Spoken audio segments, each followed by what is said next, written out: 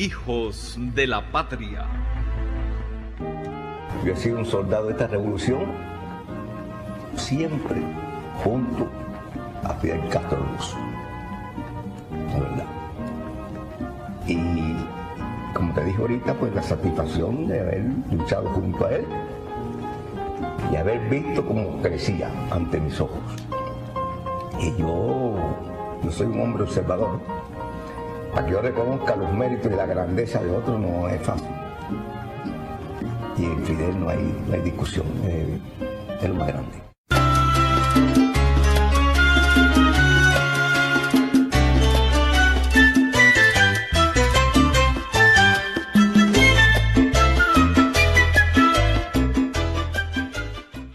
Como aquel Juan humilde que salió de las entrañas de ese pueblo para integrarse al cuerpo rebelde de la nación y que en su primer combate dejó en un grito, en esa frase que lo inmortalizó, la respuesta definitiva de Cuba, de nuestra nación, a quienes intenten rendir. Aquí no se rinde nadie. Aquí no se rinde nadie. Aquí no se rinde nadie. Aquí no se rinde nadie. Aquí no se rinde nadie.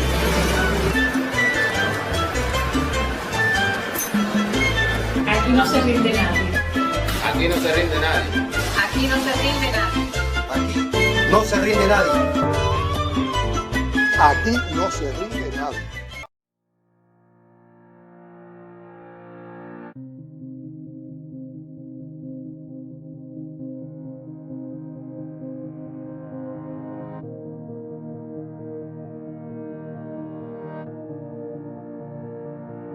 The Westinghouse Broadcasting Company takes particular pleasure in bringing you the first in a series of Youth Wants to Know special reports.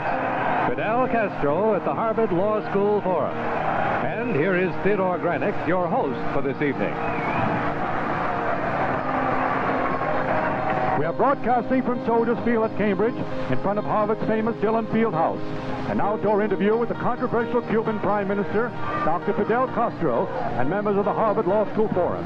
Thousands of Harvard students, alumni, and Bostonians are here for this significant event, which in a sense climaxes Fidel Castro's visit to the United States.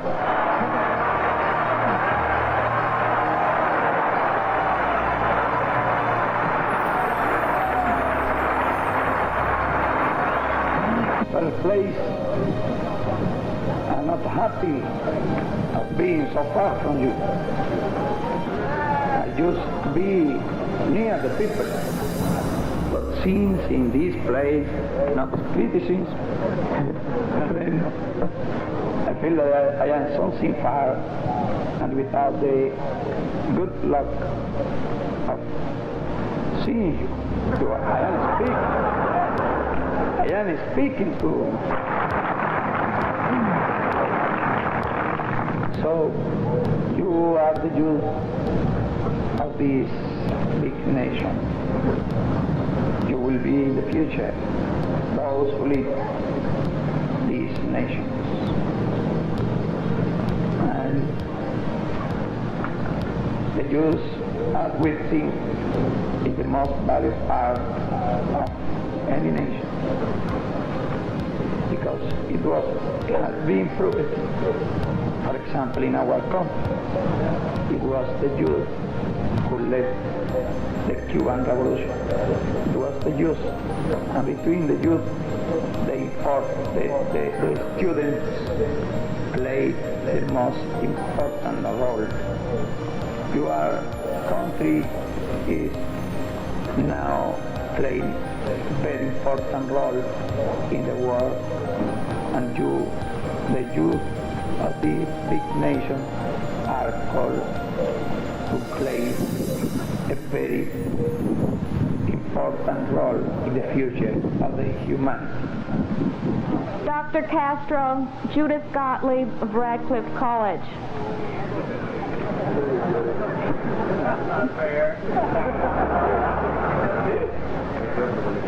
Sir, what attitude would you take towards possible revolutionary movements in other Caribbean countries?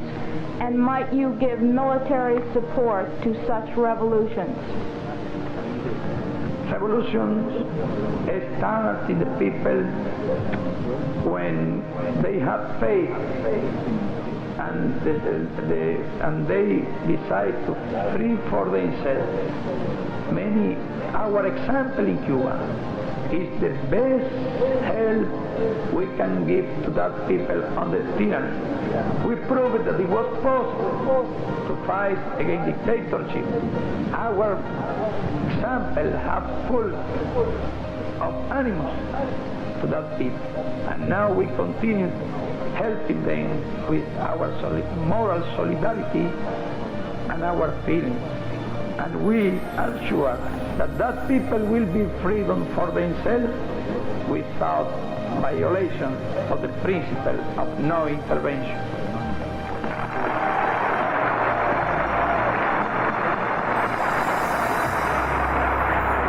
Fabián, ayúdenos a comprender las circunstancias en las que se inscribe ese primer viaje de Fidel a los Estados Unidos. Mira, lo primero que hay que decir es que en Cuba ha ocurrido una revolución de dimensiones nunca antes vistas en el continente americano. Una revolución para lo cual Estados Unidos no estaba preparado. Estados Unidos había aupado la dictadura de Fulgencio Batista. Lo había apoyado hasta el último día. No solamente desde el punto de vista político, moral o económico, sino militarmente también. Las bombas que se tiraron en la Sierra Maestra eran cargadas en la base naval norteamericana de Guantánamo. Es decir, que ha sido un fiel y eficiente aliado de la dictadura de Fulgencio Batista. Llegó al extremo de que Alan Dulles, jefe de la CIA, vino aquí en los años 56 para asesorar la represión contra los revolucionarios. Es decir, se creó algo que se denominó Buró para la Represión de las Actividades Comunistas. Y por supuesto, comunistas eran todos los revolucionarios. Además, todo esto estaba cimentado por el establecimiento en Cuba de las mafias norteamericanas, particularmente del sindicato de juego organizado, que desde los años 40 venía trabajando en nuestro país y que ya en esa década, con Batista en el poder, había decidido hacer su plaza fuerte en Cuba, particularmente en La Habana. Bueno, te recuerdo que en 1946 Luque Luciano convocó una convención de los gángsters de todas las familias norteamericanas en el Hotel Nacional el fin del año 46, que se cerró para ellos, bajo la mirada displicente de las autoridades cubanas. Si querían convertir a La Habana en el Monte Carlo del Caribe. Y para eso tenían un proyecto vastosísimo, construir 50 hoteles, hacer una isla artificial. El negocio de esta gente, de estos nuevos inversores norteamericanos, ya no era el azúcar, incluso el níquel, o otras, el tabaco, o otras actividades, ¿no? Era el blanqueo de capitales, era la droga, era la prostitución, era el juego organizado. Y te hago toda esta aclaración porque he visto últimamente en las redes sociales imágenes del pasado cubano, es decir, de aquellos años 50 que para algunas personas fueron gloriosos, con grandes fiestas, fastuosidades, etcétera, etcétera. Eso es verdad. Hay que decir que La Habana se había convertido en un burdel, para no hablarte del campo, donde las muchachitas cumplían 15, 16, 17 y 18 y nunca habían usado zapatos. Esa es la realidad de Cuba, que se ha pretendido y hoy se pretende camotear.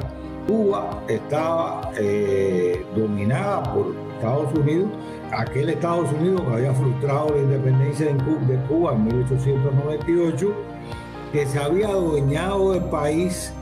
Es decir, esa es la realidad. Ese fue el caldo de cultivo del Moncada. porque si eso no se conoce, uno no se puede explicar el por qué el Moncada. Y la revolución va a triunfar, y va a triunfar sencillamente por el apoyo del pueblo. Es decir, Fidel convoca ese 31 de diciembre del 58 una huelga general, que es la que va a desbaratar todos los intentos. Y eso es lo que Estados Unidos está mirando. Pero mira más, mira que en los primeros 2 meses, febrero, marzo del 59, ¿qué hace la revolución triunfante? Es decir, regodearse, hacer discursos. No, señora, la revolución cubana comienza a materializar las más sentidas necesidades del pueblo cubano. Es decir, va a llevar a cabo toda una serie de medidas de importante profundidad revolucionaria y de sentimiento popular. Entonces Estados Unidos organizado, había cambiado su embajador en La Habana, había colocado a un señor que se llamó Filipo González y veía una preocupación tremenda. Ellos tenían ahí en la embajada un programa que se llamaba el Punto 4, que era un programa para el desarrollo de la agricultura. Y desde allí pensaban y querían influir en las medidas agrarias que el gobierno había anunciado, porque la reforma agraria Fidel la había anunciado en la Sierra Maestra cuando aún estaba combatiendo.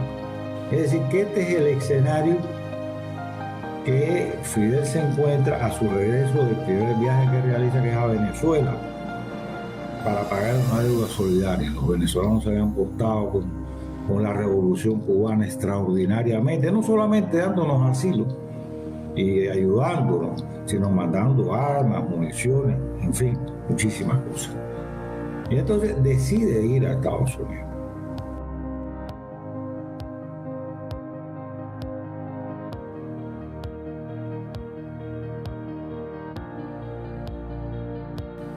Decide ir a conversar con los norteamericanos, con el gobierno norteamericano, y explicarle cuál es el proyecto de la revolución, que por supuesto ya le había encargado el cartelito de comunistas. Bueno, nosotros no somos comunistas, cosa que era cierta. Si la revolución la hacen muchos actores, y Fidel se caracterizó por la unidad, es decir, unir a todos los actores que participaron en esa revolución, que no todos eran comunistas.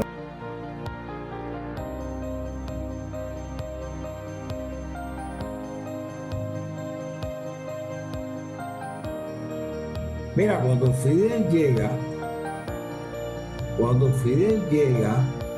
el presidente Dwight Eisenhower se niega a recibirlo, porque estaba muy influenciado por los informes de la embajada norteamericana en La Habana y por la CIA. Dice, no, además lo dice en sus memorias, no, me negué a ver a este comunista, etc. Y delega en su vice, Richard Nixon. Richard Nixon, que fue el padre de la brigada mercenaria de Playa Girón. Richard Nixon se entrevista con Fidel, casi no lo deja hablar porque le quiere dar una lección de democracia. Eso lo cuenta Fidel en algún momento. Y cuando termina la entrevista, le hace un memorándum a Eisenhower y a todos los ministros del gabinete, diciéndole que Fidel Castro era un peligroso comunista. Ahí, por supuesto, Fidel ya daba por cierto eso. Es decir, Fidel fue un poco a ver qué podía lograr, cómo podía ganar tiempo, porque la revolución necesitaba tiempo antes de enfrentarse con Estados Unidos. Te recuerdo, y yo creo que aquí viene muy bien, las palabras del compañero, la famosa carta de Fidel en la Sierra Maestra, cuando vio el bombardeo de una casa de un campesino, Mario se llamaba, una carta que le hace a Celia Sánchez, y le dice: Celia, al ver los cohetes que tiraron en casa de Mario, me he jurado que los americanos van a pagar caro lo que están haciendo. Cuando esta guerra acabe, empezará para mí una guerra mucho más larga y grande, la guerra que le voy a echar a ellos. me doy cuenta que ese va a ser mi destino verdadero. Es decir, eso es lo que estaba pensando Fidel Castro y esa es la razón por la cual va a Estados Unidos. Él necesita tiempo y él sabe que a la postre el enfrentamiento no va a ser con los grandes terratenientes y oligarcas o capitalistas cubanos, los Mena, los Johnson o lo que sea, sino va a ser con los norteamericanos. Studio technicians, armed rebel fighters. From this studio in Havana, you are about to see Fidel Castro, leader of the successful rebel forces who overthrew the dictatorship of General Batista. And now, by television tape recording, you will see Fidel Castro face the nation. Now, here is the moderator of Face the Nation, CBS News correspondent Stuart Novins. The revolution in Cuba has thrown out the Batista administration, and it has installed a provisional government. That was the first step. Now the revolution must consolidate itself. The government must be organized to cope with the many problems that now face this country. The man upon whose strength all this depends is Dr. Fidel Castro, who is here now to face the nation. Dr. Castro, could you tell us what your opinion is of United States policy during this period of your revolution?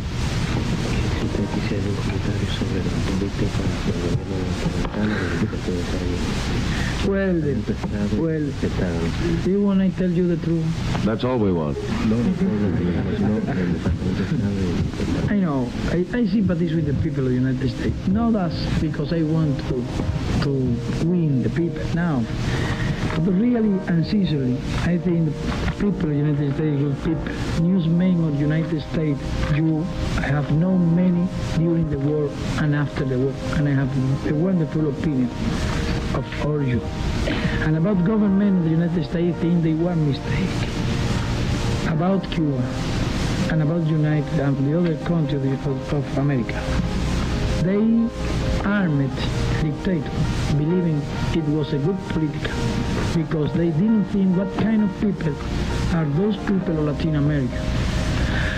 What I think is the United States have been not worried at all about our feeling, our democratic feeling. United States is speaking about democracy and forgetting the feeling, democratic feeling of those countries of Latin America. Okay. And between them, Cuba.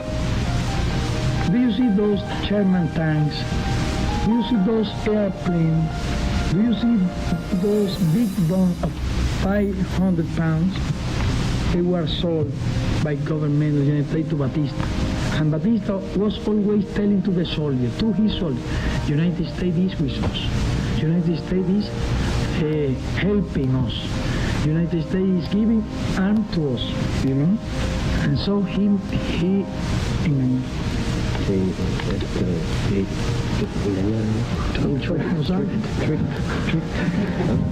never said the truth to the United States, and so he carried the arm, he carried his army to the complete destruction, because he said, here, you see, there are the 10 officers, 12 officers here, training you, United States, help us, help me. And the soldier believes the United States was helping me. Okay. Well, but United States, I ought to recognize that the last year, United States changed its policy. United States didn't send arms to Batista. Stop. But you asked me how was his policy. I said you the truth. I think it was a mistake. He stopped, it was good, and we are happy for that. United States recognized our government, it was good, we are happy for that. Mira, Fidel intuía seguramente esa reacción. Y Fidel inmediatamente comenzó a ejecutar su agenda. Te recuerdo que Fidel manejaba excelentemente bien la televisión que acababa de comenzar. La televisión, los medios de prensa, los periodistas, etc. Y sus primeras encuentro precisamente va a ser con la prensa norteamericana, con los grandes medios norteamericanos. Se va a reunir con los empresarios norteamericanos, se va a reunir con el Congreso norteamericano, con muchísimos congresistas, representantes, senadores, se va a reunir con las minorías nacionales, con los negros, con las distintas religiones, con los emigrados cubanos, que eran una fuerza importante en ese impulso, y de explicarle cuál es el proyecto de la Revolución Cubana, porque ese era el objetivo de Fidel, que se conociera en Estados Unidos, con independencia de lo que los gobernantes dijeran, cuál era el proyecto cubano de boca de él, que era su máximo héroe. Esa es la realidad y eso es lo que él va a ejecutar magistralmente, como siempre hacía con todas esas cosas. Ese Fidel joven, fogoso, parado delante de la estatua de Abraham Lincoln, padre de la patria norteamericana, pues está en nuestra memoria. Sí, nos acordamos de ellos perfectamente. Es decir, cuando Fidel regresa a Cuba, ya en Estados Unidos hay un concepto, hay un criterio de lo que es la Revolución Cubana. A pesar de las distorsiones de determinada prensa sumisa, pero esencialmente él incluso fue a las universidades, él pasó por arriba de todo eso. Pero bueno, por si acaso, como yo sé que esta prensa me puede o no hacer eco, voy a la mata, voy a la base, porque fue algo innato en Fidel siempre, explicar al pueblo lo que estaba sucediendo y lo que podía suceder y prepararlo para las condiciones que debía enfrentar el pueblo cubano. Eso es la realidad. Creo que esa es una de las grandes virtudes de Fidel. I wanted to state very clear to the people of the United States that I came here with the sincerest feeling of friendship, and because I wanted to tell the truth and to clear many things that have been told about the revolution. That is the idea. Are you agree? I saw many newspapers, several newspapermen, yes, some written that they was coming here for money, and it was not the truth. I saw them, and I have seen the belief. You know why? I am going to tell why. When there is somebody very rich in a place, he has many visitors.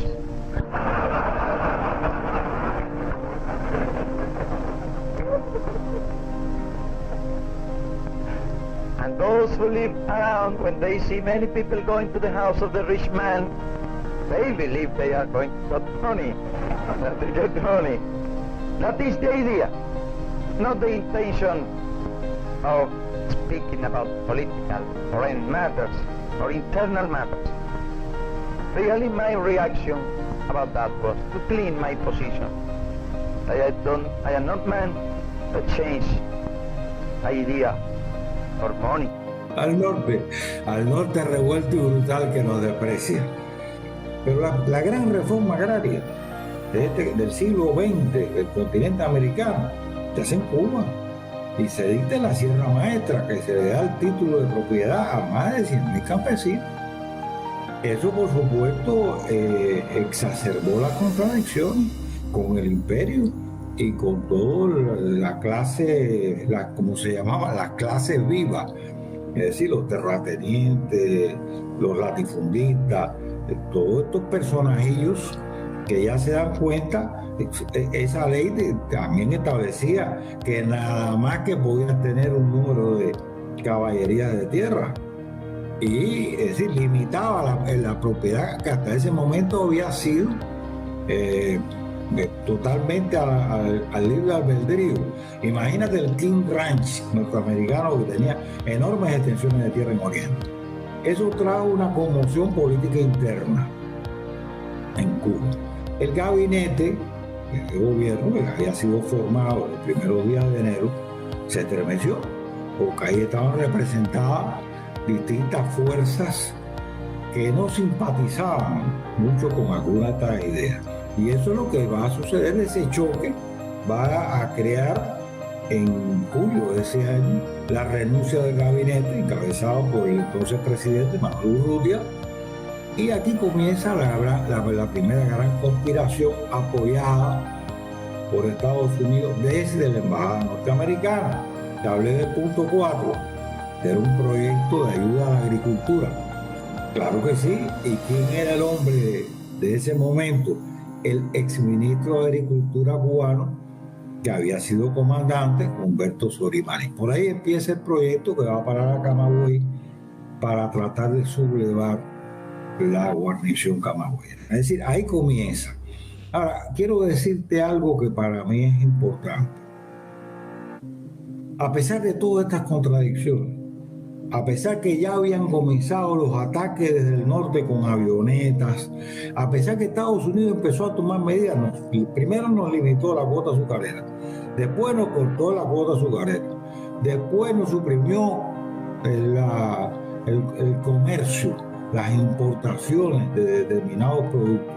Es decir, empieza a tomar las medidas que toma, que todo el mundo ahora se escandaliza, medidas económicas. Ya empezó a tomar tan temprano como en el año 59. Pero es que nos fijamos en el año 62 con el bloqueo, y es que la guerra económica comenzó desde el principio. No, ese había empezado antes, se empezó en el 59. Exactamente, pero a pesar de todo eso, a pesar de que ya se estaban preparando grupos contrarrevolucionarios que atacaban también nuestras costas, Fidel siempre estuvo dispuesto a negociar con Estados Unidos. Pero sobre la base de los principios. La característica de Fidel era su capacidad de negociación, por la capacidad de Fidel de escuchar, de ver, de presentir y de comprender a las personas. Es decir, no de imponerse, sino comprender para elaborar su política. Recuerdo aquella última frase de Fidel cuando Bush, el joven, George Bush, que le dijo, como decían los gladiadores. Los gladiadores. César, Alve, en este caso Bush, los que van a morir te saludan. Yo estaré en la primera fila de los míos. Quisiera que tú estuvieras en la primera fila de los tuyos. Ese era Fidel Castro. Y ese es el ejemplo que yo creo que no podemos olvidar. La comunicación de Fidel con el pueblo, la capacidad de estar en todas partes y de escuchar. Ese ha sido todo el proceso revolucionario cubano con Fidel Castro a la cabeza, de lo cual me honro en haber participado.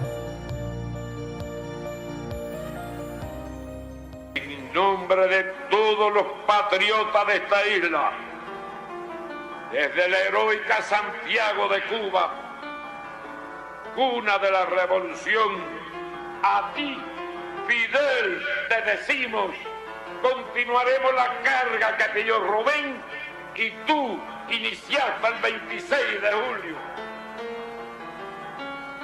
Gloria eterna a nuestros mártires. ¡Viva la revolución! ¡Viva! ¡Viva Cuba libre!